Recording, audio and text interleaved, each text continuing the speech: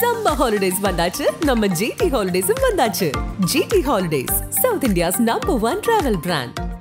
பழைய நகையை கொடுத்து வைட் 11 monthsல அதே அடைக்கு புது நகையை எடுத்துக்கோங்க. எக்ஸ்ட்ராவா ₹1 தர வேண்டாம். Magic old gold exchange. DMK கூட்டணியிலிருந்து மதிமுக வெளியேற போகுதுன்னு ஒரு தகவல்.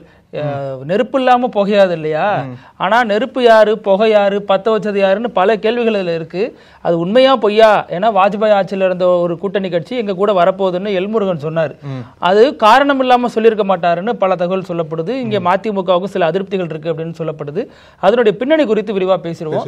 அதே மாதிரி இந்த பிபிசிக்கும் பிஜேபிக்கும் என்னதான்ப்பா பிரச்சனை அப்படிங்கிற மாதிரி பல விஷயங்கள் பிஜேபி செய்த மறைமுகமான காரியங்கள் பத்தி பிபிசி தொடர்ந்து அம்பலப்படுத்திட்டு வருது. அதனால அவங்க பிபிசியை இந்தியாவில் பல நெருக்கடிகளுக்கு பிஜேபி அரசு உட்படுத்துது அப்படிங்கிற ஒரு குற்றச்சாட்டு முன்வைக்கப்படுது. இந்த நேரத்தில் உத்தரப்பிரதேசம் மகா கும்பமேளாவில் அந்த உயிரிழப்பு விகிதத்தை ரொம்ப குறைச்சு காட்டியிருக்கு அப்படின்னு பல ஆதாரபூர்வமான தகவல்களோட பிபிசி அம்பலப்படுத்தி இருக்கு. அதனுடைய பின்னணி குறித்தும் பார்த்துருவோம். Welcome to sensation.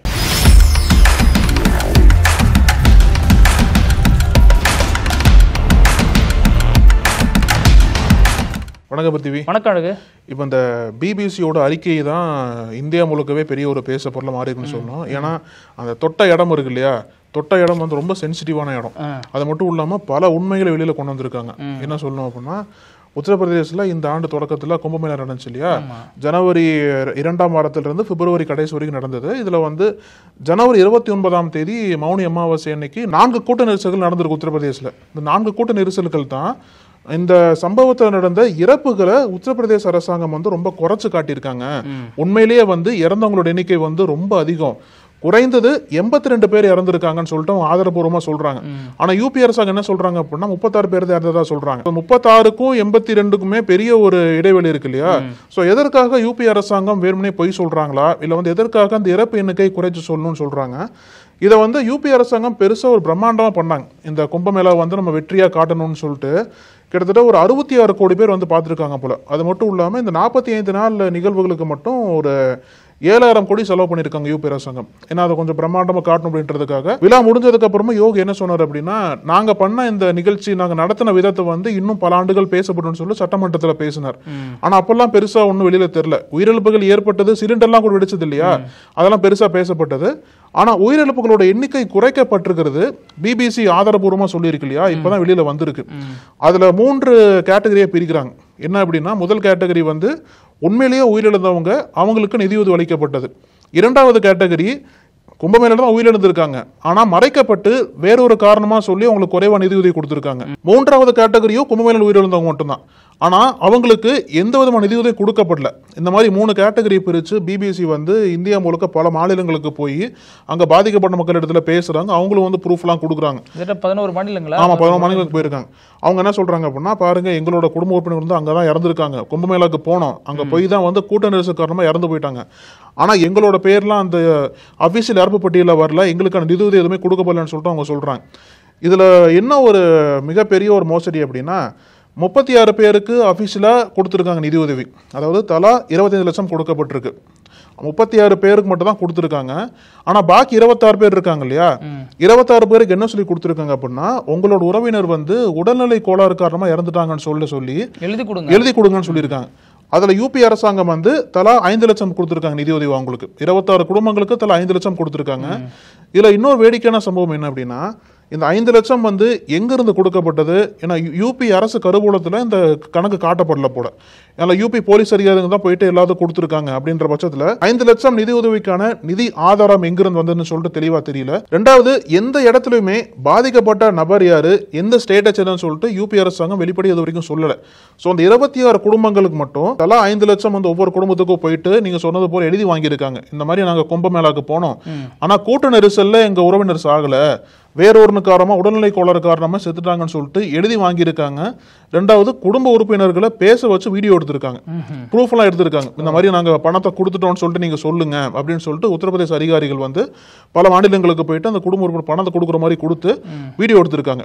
இது மூலமா என்ன நிரூபிக்கப்பட்டிருக்கு அப்படின்னா, யூபி அரசாங்கம் உண்மையிலேயே வந்து டெத் ரோலை வந்து குறைச்சு பேசியிருக்காங்க, மறைக்க பார்த்துருக்காங்க. ஆனால் கூட்ட நெரிசல்ல இவ்வளோ பேர் உயிரிழந்தாங்க அப்படின்னா அரசு கெட்ட பேர் வந்துடும், அது வந்து எப்படியாச்சும் மறைக்கணும் அப்படின்றதுக்காக வேறொரு காரணத்தை சொல்லி அதே காரணத்தை அவங்க நம்ப வச்சு அவங்களை எழுத வச்சு அவங்களுக்கு குறைவா நிதி கொடுத்து இவ்வளவு ஒரு மோசடி பண்ணிருக்காங்கன்னு சொல்லிட்டு பிபிசி ஆய்வறிக்கை தெளிவா சொல்லுது நமக்கு.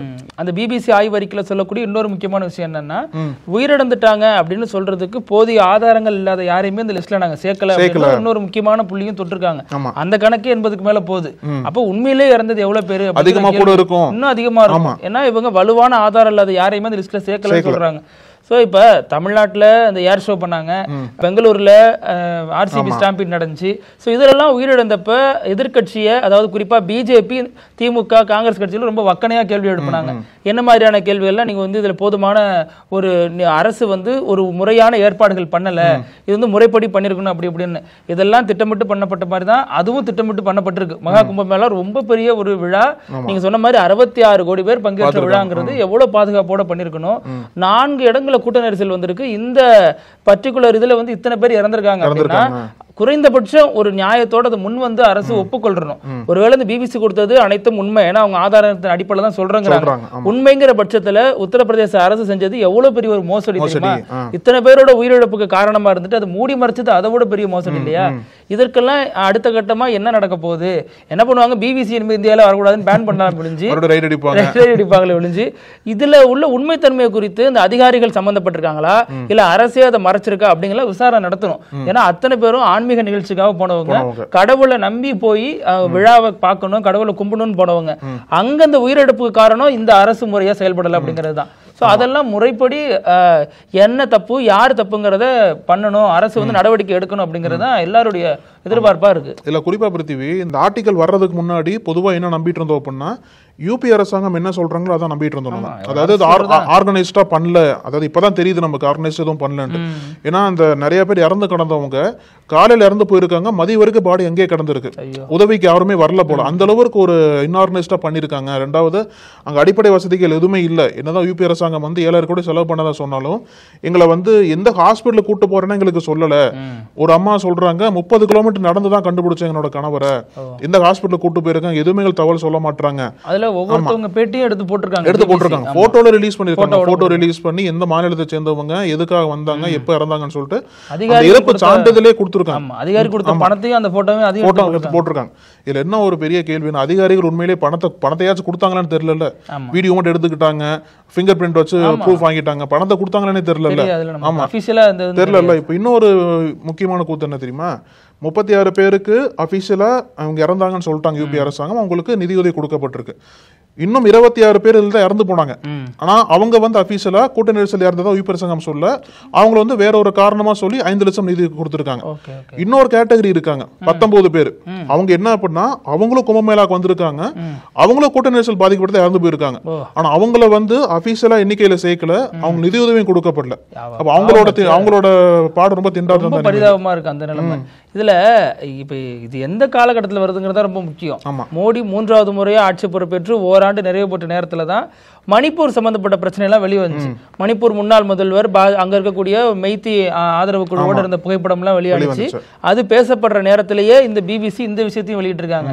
மோடியினுடைய 3வது ஓராண்டு காலம் நிறைவு அப்படிங்கிறது மிகப்பெரிய ஒரு சர்ச்சைகளுக்கும் பிரச்சனைகளுக்கும் வித்திடக்கூடிய ஒரு நேரமா அமைஞ்சிருக்கிறத பார்க்க முடியுது. நிச்சயமா நீங்க சொன்னது போல இந்த ஒரு டைமிங் என்பது பாஜகவுக்கு பெரிய சிக்கலை ஏற்படுத்தும். ஏன்னா இப்போ யோகி அரசாங்கம் வந்து இப்பயாச்சும் உண்மையை ஒத்துக்குவாங்களா, இன்னும் எத்தனை பேர் இறந்ததோ அபிஷியலா சொல்லுவாங்க. இப்போ முன்னாடி சொன்னீங்க இல்லையா, சென்னை மெரினா பீச் ஆகட்டும், ஆர்சிபி செலிப்ரேஷன் ஆகட்டும், எல்லாமே தப்பு தான். கூட்ட நெரிசல் ஏற்படுது அப்படின்னா முன்கூட்டியே ஏற்பாடுகள் சரியா பண்ணிருக்கணும்.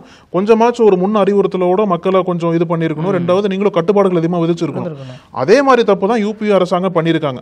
என்ன கட்டுப்பாடுகள் பெரிய தப்பு இல்லையா? இது வந்து பல மாதங்களா திட்டமிட்டு பண்ண ஒரு விழா, 66 கோடி பேர்.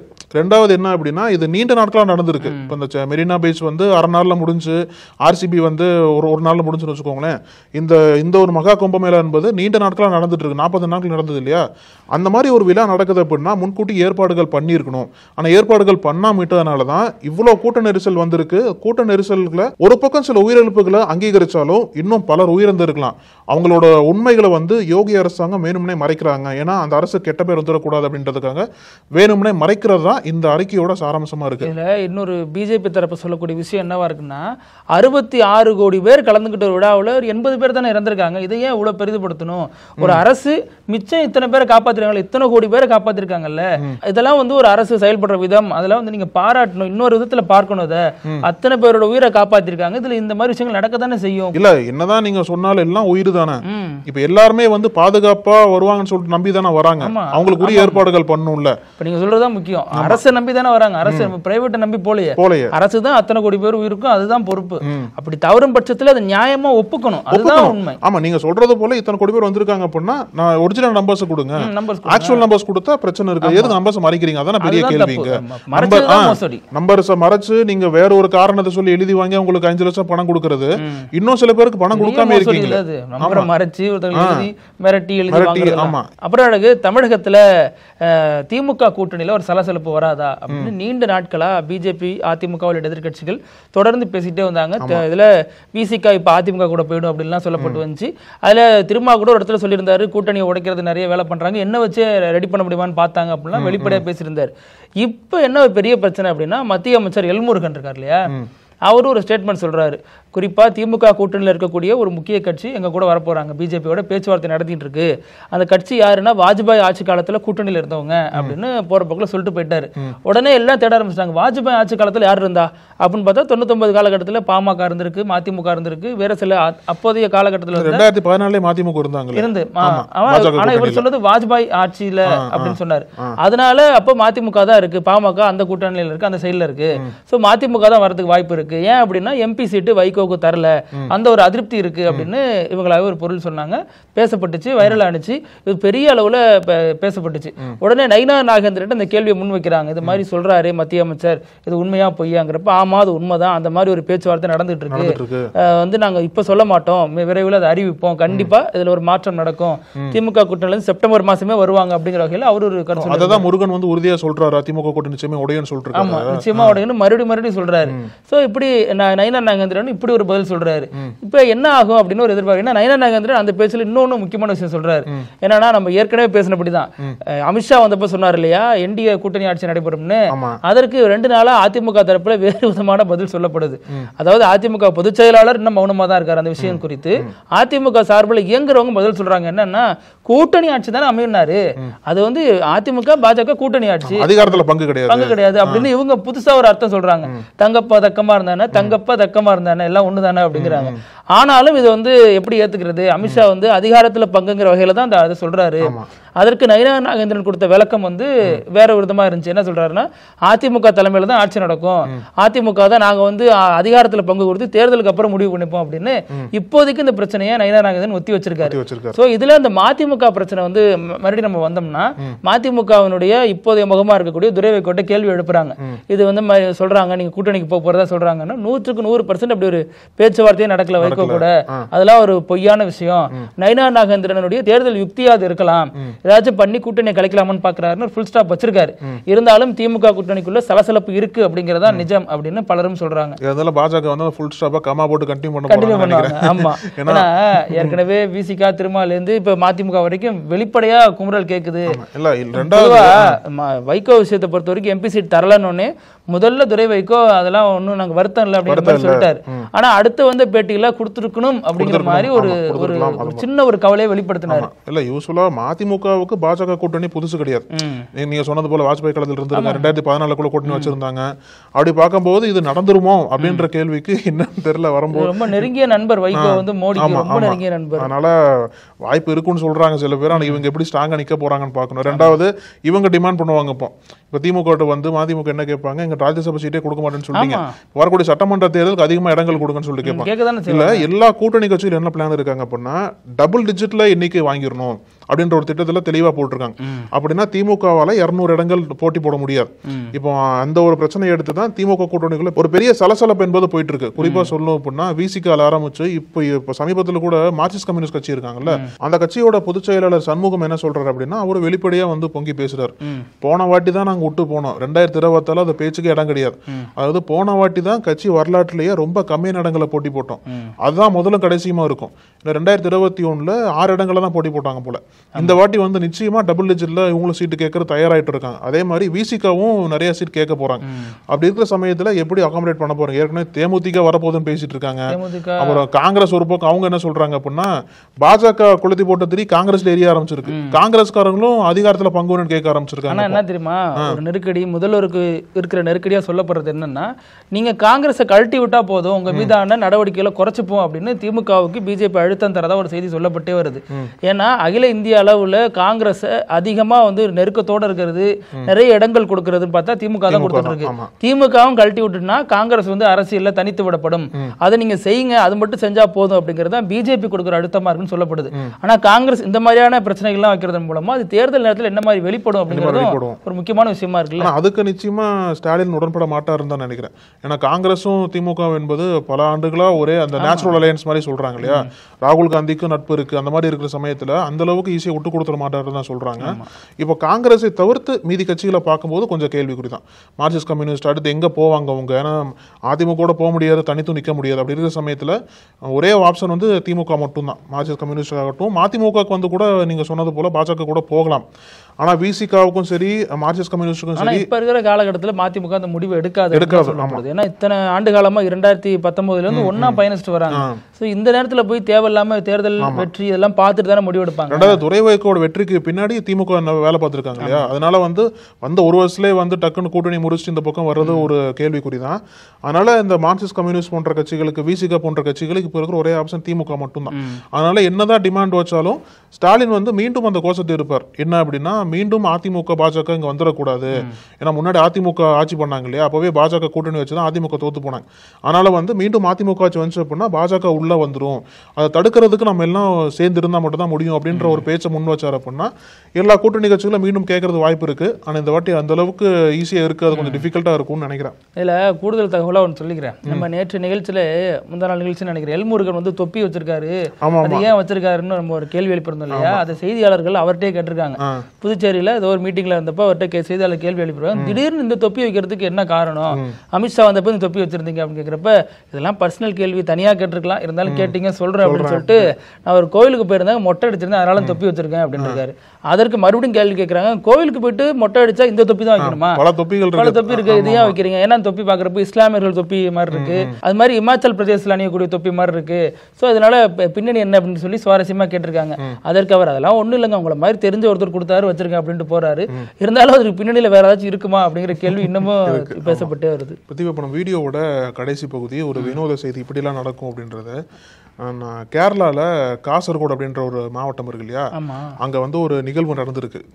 அதாவது அந்த பகையை உள்ளுக்குள்ளேயே வச்சு டைம் பார்த்து ரிவெஞ்ச் எடுப்பாங்கள்ல, அந்த மாதிரி ஒரு 3 பேர் இருந்திருக்காங்க. பாபுன்ற ஒருத்தவர், பாலகிருஷ்ணன், அப்புறம் மேத்யூ. இதில் பாபுக்கு 62 வயசாச்சு, மேத்யூவுக்கும் பாலகிருஷ்ணன் கிட்டத்தட்ட அதே வயசு தான். ஏன்னா 3 பேரும் கிளாஸ்மேட்ஸ். ஆக்சுவலா 50 வருஷத்துக்கு முன்னாடி ஒன்னா படிச்சிருக்காங்க, ஒரே ஊருக்காரவங்க. 50 வருஷத்துக்கு முன்னாடி ஒன்னா 4th ஸ்டாண்டர்ட் படிச்சிருக்காங்க போல. அப்புறம் 3 பேரும் வந்து இப்போ விவசாயம் பார்த்துட்டு இருக்காங்க பக்கத்துல. ஸோ அப்போ இவங்க 3 பேருமே அடிக்கடி சந்திச்சு பேசுறதெல்லாம் உண்டு. அதே மாதிரி தான் சமீபத்தில் ஒரு கடையில் பேசிட்டு இருந்திருக்காங்க. பேசும்போது அந்த பழைய நினைவுகள்லாம் எடுத்து பேசியிருக்காங்க, ஸ்கூல் படிக்கும் போது எடுத்து பேசியிருக்காங்க. ஆளை டக்குன்னு ஞாபகம் வந்திருக்கு ஒருத்தருக்கு. அதாவது 4ஆம் வகுப்பு படிக்கும் போது அந்த பாபுன்றவருக்கும் பாலகிருஷ்ணனுக்கும் ஒரு தகராறு ஏற்பட்டிருக்கு போல 50 வருஷத்துக்கு முன்னாடி. ஆளை 2 பேரும் கொஞ்சம் அடிதடியா மாறி இருக்க. சின்ன பசங்களை யூஸ்வலா பண்றதானே, மாறி மாறி அடிச்சுக்குவாங்க, எல்லாம் நடக்கும் இல்லையா. அதை ரிவெஞ்ச் எடுத்து மீண்டும் ஒரு தகராறு வந்திருக்கு. அன்னைக்கு நடிச்சில்லன்னு சொல்லிட்டு இவர் திருப்பி அடிச்சிருக்காரு போல. இவர் மறுபடியும் அடிக்க போயிட்டு பக்கத்துல இன்னொரு நம்பர் இருந்தார்ல, அவரு பாபுவை கல்லால் அடிச்சிருக்காரு. கல்லால் அடிச்சு பல்லால உடச்சு விட்டாரு போல. அதாவது நார்மலா பேசிட்டு இருந்த விஷயம் பழசெல்லாம் நினைவு கூறலாம்னு சொல்லிட்டு பழைய சண்டையில இழுத்து விட்டாங்க. நல்ல விஷயத்துல பாருங்கப்பா, இதை போய் பார்த்து என்ன பிரச்சனை, நாலாம் படிக்கிற அடிச்சல நீ அப்படின்னு சொல்லிட்டு மறுபடியும் அந்த பேச்சுவார்த்தை வந்து மறுபடியும் வாக்குவாதமாயி அடிச்சு இப்போ பாபு வந்து ஹாஸ்பிட்டல் வச்சிருக்காங்க. அவர் என்ன சொல்றா, நல்லா கம்ப்ளைண்ட் கொடுக்க விரும்பல, ஆனா இழப்பீட்டு தொகை மட்டும் கொடுத்தா போதும்னு சொல்லிட்டு நண்பர் மீது கொஞ்சம் பாசம் கட்டியிருக்காரு. இனிமே ரீயூனியன் போறவங்க எல்லாம் பார்த்து போங்க, அடிச்சு பல்ல உடைக்கிறாங்க, எல்லாம் பத்திரமா இருங்க, முன்னாடியே பேசி வச்சுக்கோங்க, ரிவெஞ்ச்ல அது எடுக்காதீங்க அப்படின்னு. ஆமா, இதுல என்ன இத்தனை வருஷம் கழிச்சு வன்மம் மாறலையாப்பா? 50 வருஷம் கழிச்சு அந்த வன்மம் அந்த உள்ள பகை எப்படி இருந்திருக்கா? நண்பன் படம் மாதிரி நல்ல ஃபீலோட பழகுவாங்கன்னு பார்த்தா இல்ல, இத்தனைக்கும் பக்கத்துல விவசாயம் பண்றவங்க தான். எதுக்கு திடீர்னு ஒரு பேச்சுவார்த்தை எதுக்கு இது எடுத்தாங்க, எதுக்கு வாக்குவாதம் வந்துச்சு, வாக்குவாதம் எப்படி மாறி இருக்குன்னு பாருங்க. கடைசியில காமெடியா தான் இருக்கு. அதே நேரம் அவருக்கு பாவம், கவலையாவும் இருக்கு. சீக்கிரம் மீண்டு வரட்டும். இதே மாதிரி நாளைக்கும் பல செய்திகளோட சந்திக்கலாம். அழகு, நன்றி. தொடர்ந்து பேசலாம். நன்றி. நக்கீரன் டிவிக்கு சப்ஸ்கிரைப் செய்யுங்கள். உங்கள் ஆதரவே எங்கள் பலம். ஆசிரியர்களுக்கு நண்பனாகவும் மாணவர்களுக்கு ஆசானாகவும் திகழும் தேர்வு வழிகாட்டி. ஒவ்வொரு பாடத்திற்கும் அனுபவமிக்க ஆசிரியர்களின் துல்லியமான தெளிவான விடைகள். CNC இருக்கு, தேர்வு பயம் எதற்கு? இது தீரன் பப்ளிஷிங் ஹவுஸ் விற்பனை வெளியீடு.